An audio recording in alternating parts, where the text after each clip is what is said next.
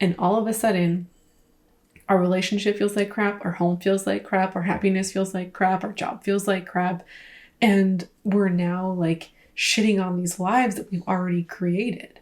When people talk about negative consequences for shopping habits, there tends to be this focus on financial consequences, but also like stuff consequences, owning more stuff than we can really know what to do with or use.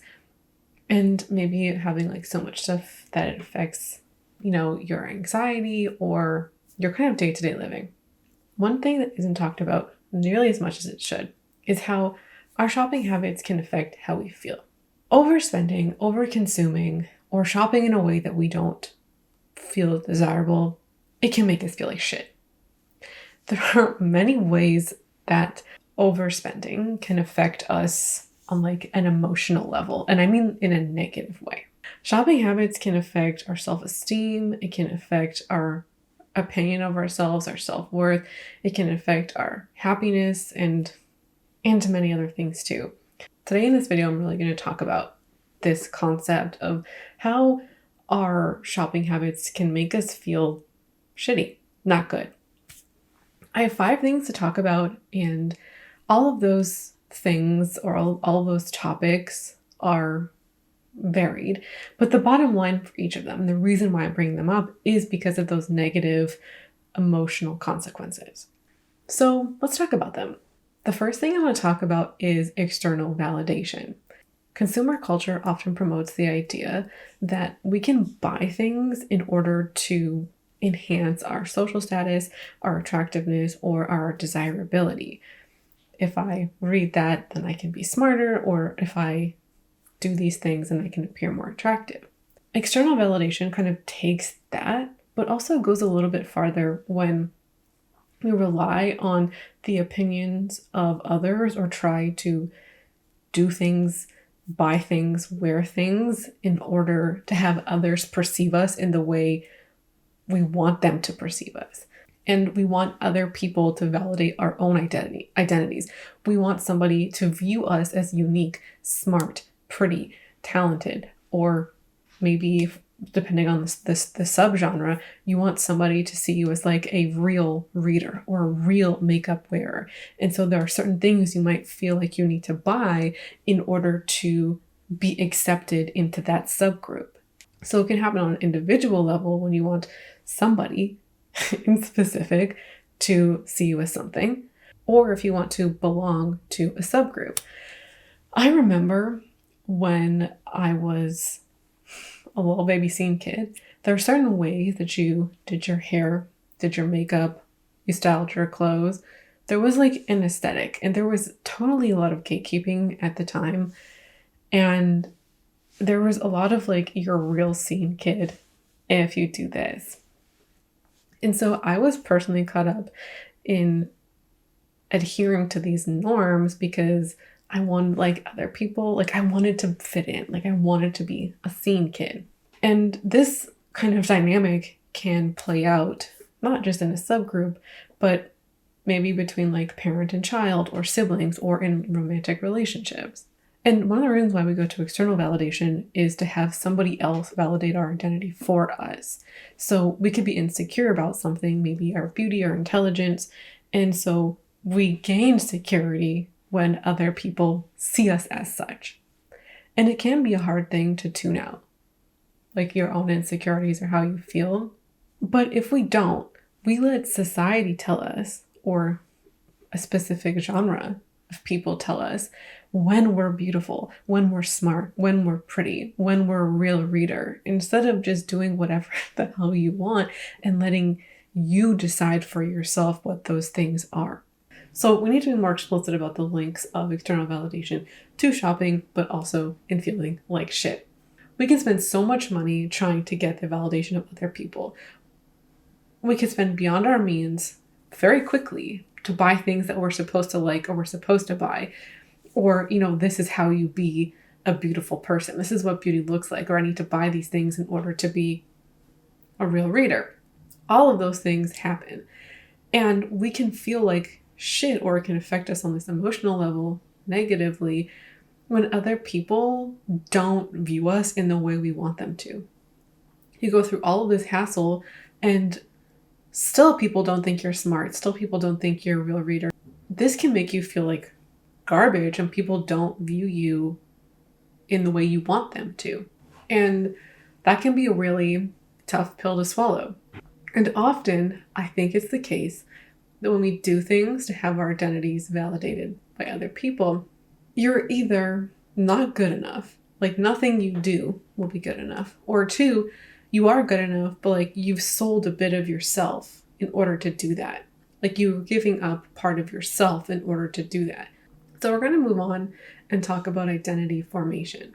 We tie our identities to our stuff. I feel like everybody does it, or it's so incredibly common that most people do it. It's kind of like saying you are what you buy. Or even like we see this on TikTok, if you want to be this thing, or if you want to be a part of this subgenre, this is what you buy. If you want to be a clean girl, this is what you buy.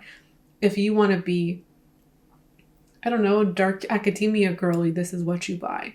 And so it's kind of like purchasing your way into a new identity. And so our stuff does become a part of who we are and our identity, especially in the name of like self-expression, right? Like you're expressing who you are through your stuff. Therefore, your stuff is an extension of you. We can feel more confident, secure, or valued based on the stuff that we own. We can also feel this way if our identities are validated by other people, right? Like I'm buying all of these, I don't know, like Sarah J. Maas books, therefore I'm like a real fantasy romantasy reader, right? And you can feel secure in that through buying all of this stuff. And maybe reading is part of your identity as well. Being part of certain communities can feel like they require certain types of consumption too. Or maybe it might not require it, but it can feel like this is what you're supposed to buy when you belong here. You just might not think twice. Like you see makeup wearers acting a certain way. Like let's say buying all the new releases. This is just how the community acts. And so you do that too. And the identity of belonging to the community can maybe outweigh some of the other thoughts that you might be having, or maybe you just don't think twice because this is what people in the community do. This gets deeper when we think about symbolic self-completion theory. Interesting. Here's what it argues. People seek to acquire and display symbols that are strongly related to what they perceive as the ideal self. This is especially the case when our sense of self is threatened. TikTok's obsession with defining ourselves into microgenres is this exact thing. And we've really come to associate stuff with our identities. I kind of spent a little bit of time already thinking about that or talking about that. And so our stuff becomes incredibly important. And buying new stuff, having our stuff completely aligned with our identity becomes super important too. Any moment our identity shifts, we can feel like we need to buy new stuff in order to match that shift. But also, when our identity shifts, if we don't really know, like we could say, oh, this doesn't fit me anymore. But we can feel this real sense of loss or confusion of like, well, if this isn't it, what is it? Like, who am I now? And buying new things when our identity is shifting becomes so incredibly important. And so we could go onto something like TikTok to be like, okay, what is it now? If this doesn't fit, then like what does fit?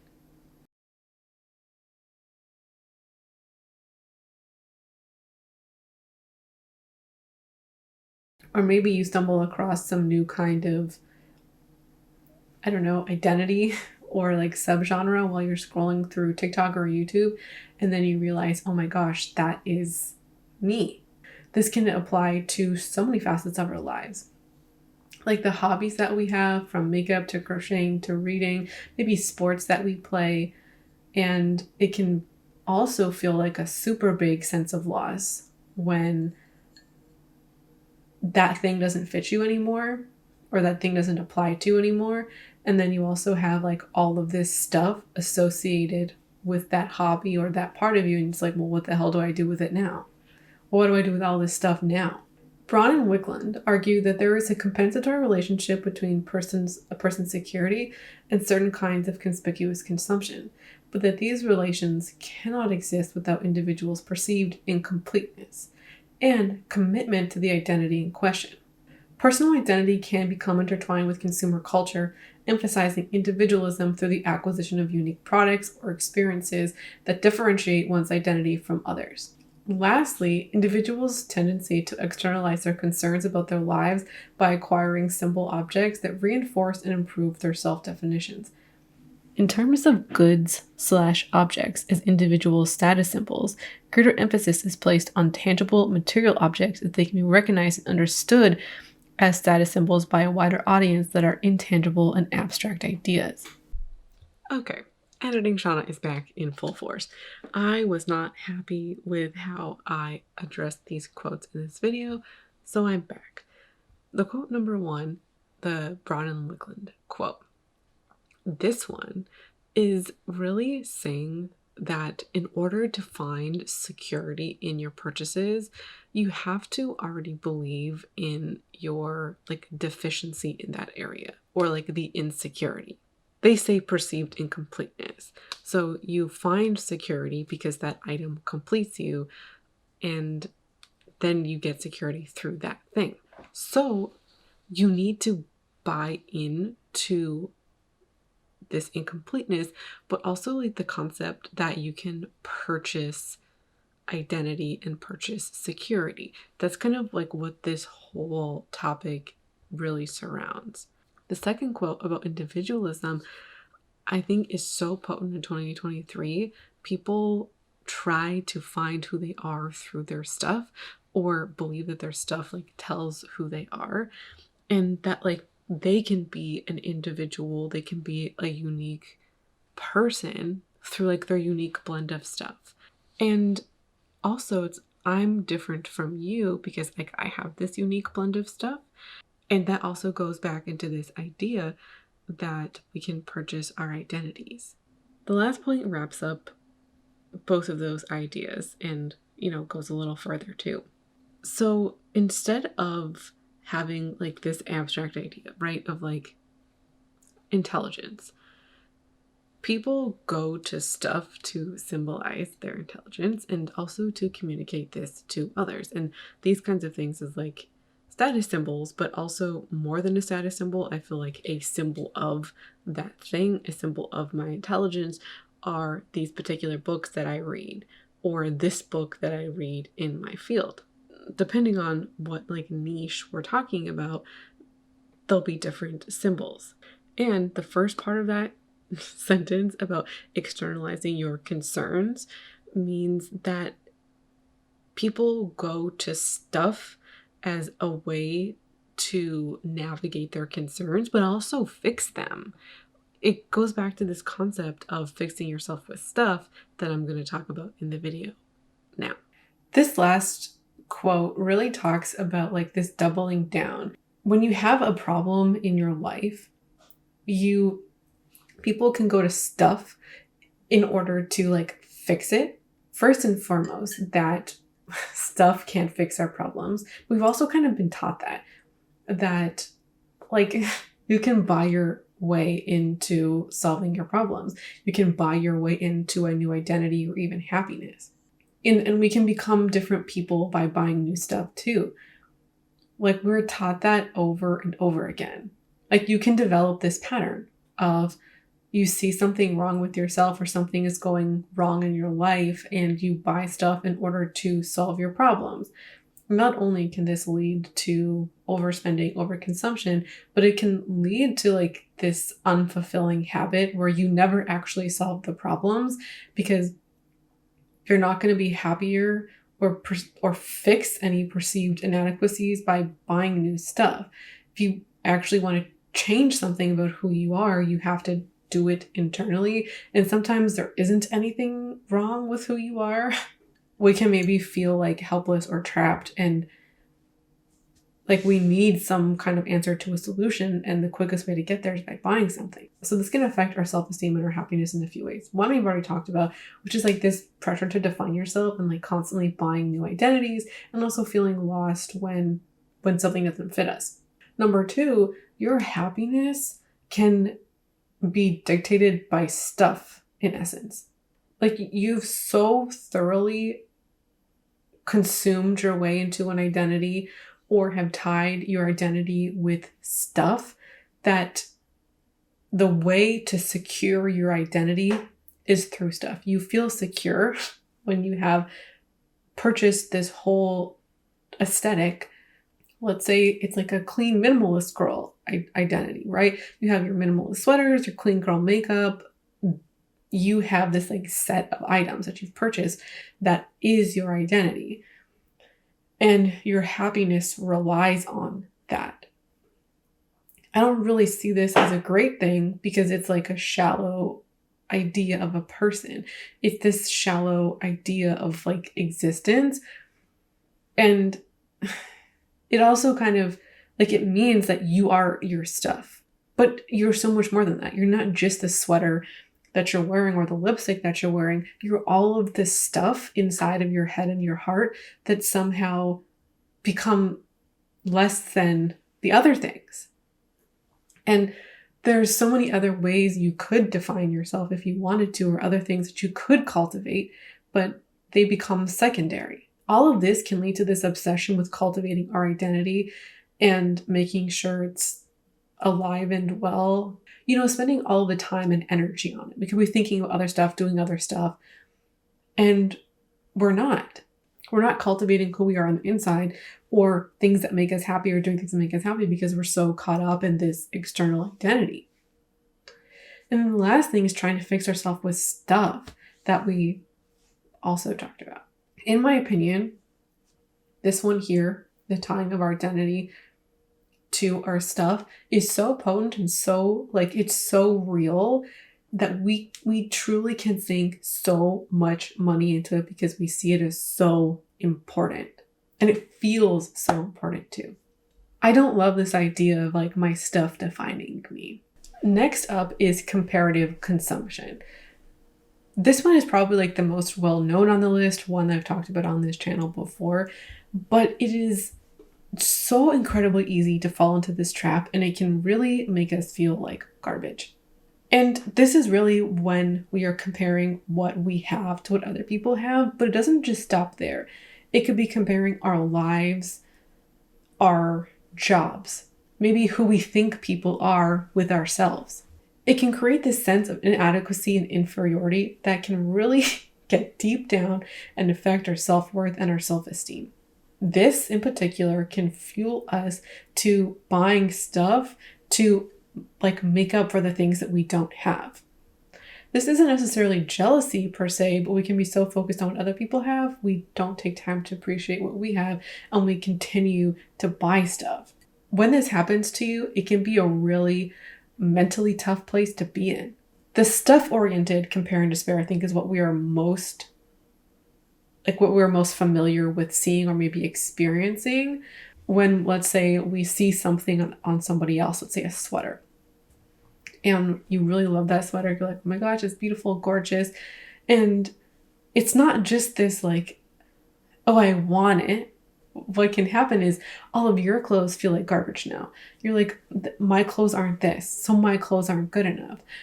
Before my no-buy and even during it, I followed Trend Mood, and it was always new release, new release, new release. I wanted it, and then I was like, oh, I don't have it. My stuff didn't feel good anymore. And what this can do is change how you feel about what you already own, which it sucks.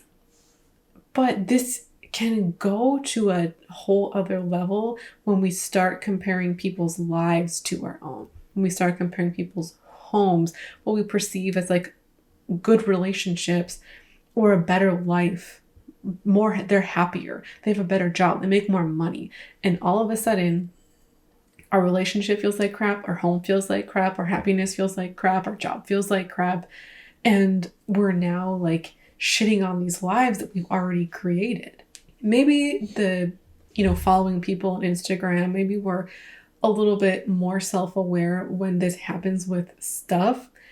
But this compare and despair, when it applies to elements of our lives, can happen in ways that like we genuinely weren't trying. Like you could be watching somebody on YouTube, you're watching like a vlog, or maybe you're watching some like informational video and they have B-roll inserted in there and it's like they're home and they're like vacuuming and they're like, oh my God, it's so beautiful. I love it. And then you start spiraling. I have been there. I have been here. And the effects of this one, I don't think are fully appreciated as to like how truly this can affect your happiness, your self-esteem, and like your own life. Because with the other ones, yes, they can be a big deal and they can affect you, but having something get inside your head where you feel like the life you're living is not good enough, I don't have words for that. Like, that's really hard. You have one life. This is the life that you're leading. And the one thing I would like hope for people would be to find joy and beauty in your own life. We're going to move on. And next one is advertising and marketing influence. Advertising is just such a hard one because you can have marketing that is like decent, and then you can have others that are, hey, unless you buy this thing, your life is shit. Or maybe not quite like that, but marketing can lead us to believe that buying this thing will make us happier, that we'll have more success or social acceptance if we buy this thing. I think happiness is a big one that like you see floated around. Even things like I've actually seen a lot of travel related stuff recently about like finding your joy through travel or like making memories with traveling. With product-based stuff though, marketing can lead us to believe that our happiness or like our self-worth hinges on this thing. You won't be happy. Your life is not complete. It's not good enough unless you buy this thing. And it can really lead us to the belief that we can become different people by buying stuff. Especially like around the new year, this messaging is so pervasive. Like you want to be healthier? Buy the Peloton bike or buy this fitness equipment, buy these sports bras and yoga pants. You don't become organized because you bought a new planner, and you don't become a hockey player just because you bought equipment. That's not how it works. But we can be led to believe that, and also maybe even like believe it in our heart. Like we really want to be organized and like that's super important to us. Maybe you see all these ads that are telling you that and you're like, yes, because you want to believe it so badly. And we can overconsume in this way because it feels justified. We feel like, yes, I just want to be happier. I want to be organized. I want to be fit. I want to be healthy. And we buy this stuff to do it. And then when it doesn't happen, the aftermath of this can really suck. It can be really hard and it can make us feel like shit. I have an entire video on this concept of like fixing yourself with stuff. It's actually one of my favorite videos that I've done on the channel. It's probably in like my top 10. I mean like 400 videos at this point. And it's like in my top 10. I'm going to link that in the cards because if I feel like if you need this message of like you can't purchase yourself into happiness and like you can't fix yourself with stuff, that's a video to watch. And I still watch it sometimes. It's like a little reminder. The last thing to talk about is materialism. And our consumer culture really does promote materialist values and emphasizing the importance of material goods, stuff, but also like wealth and consumption. Buying stuff, owning stuff is truly like on a pedestal. And in a lot of ways, it's because it makes us happier. You can internalize these values and then you can base your self-worth on your stuff. What you own, the quality of what you own, the kinds of brands that you own. I think in a sense, even minimalists kind of fall into this trap too, because it's like all of the same except opposite. You know, it's like your self-worth is based on how little you have, how little you own, how either like minimalistic the brand is or like how obscure the brand is. Either way, this is like still another example of tying your identity to stuff. So I'm going to define materialism now. I'm going to use a definition from 1992, which seems to be like one of the gold standards of definitions that's kind of like used in the field. So researchers have defined materialistic values as the importance a person places on possessions and their acquisition as a necessary or desirable form of conduct to reach desired end states, including happiness. So basically, buying stuff equals happiness. I don't think I have to say much about materialism and just how much it's valued and how much it's pushed on us. But one thing that we don't really talk about, or that maybe I haven't talked about, are maybe some of the studies on materialism and how it actually can affect our mental health. So I have a couple I'm going to just rapid fire at you, and then we'll talk about them at the end. Through a meta-analysis on 15 correlation studies that included self-evaluation as an indicator of well-being, these are mainly based on Western samples, they concluded that higher levels of materialistic values are associated with lower self-evaluations. It's what you think about yourself. When people organize their lives around extrinsic goals, such as product acquisition, they report greater unhappiness in relationships, poorer moods, and more psychological problems. Experiments focusing on causal effects have also consistently suggested a relationship between self-esteem and materialism, either by directly showing the influence of self-esteem upon materialistic values or upon consumption tendencies that relate to materialistic values. So here is why I think some of this is true. Focusing on stuff, buying stuff, keeps us so distracted from ourselves that we don't have time to think about who we are, what we want, and what we're doing. The personal growth stuff, as cheesy as it is, we're not nurturing ourselves and what actually matters in our hearts and in our heads, that we become less happy. I think this is also why the study says that people have poor relationships, because if you're always out shopping, thinking about stuff, doing those activities, your relationships with other people can suffer because they're not getting the same time and attention. But also there could potentially be difficulties in maybe talking with other people if they don't have the same values as you. Or if your conversations are always about stuff and deals and sales and the things that you own, it can be more difficult to have a conversation or hold relationships if the other person doesn't feel the same way. Sure, you can meet somebody who also holds the same values, but then I think there's also this, you run the risk of, what are your conversations then like? What are you talking about day to day? Is it just stuff all the time? People get brought together when they talk about themselves and their lives, you bond. Are you really having those bonding moments when you're talking about sales and deals? Those are kind of surface level topics.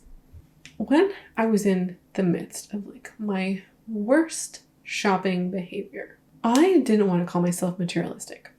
I just felt it was a dirty word, people who are materialistic are shitty bad people. So I didn't want to be that way. This is just what I felt at the time. I was more worried about not being seen as materialistic than I was not being materialistic. I guess I didn't really care if I was or I wasn't. I just didn't want other people to see that about me. And I was so adamant that that wasn't true because I had this black and white view. Materialistic people aren't good people, therefore because I want to be a good person, I'm not materialistic. Looking back, I can say that I was materialistic. 100% I was. And it got in the way of many things, including my own happiness. But I also wouldn't say that that is just case closed. I was materialistic, which is why I was shopping the way that I was. I think materialism got me into the problem in the first place, but then I got addicted to this feeling of the dopamine hit and the high, and buying new stuff became this addictive thing, and also a hobby that connected me to other people.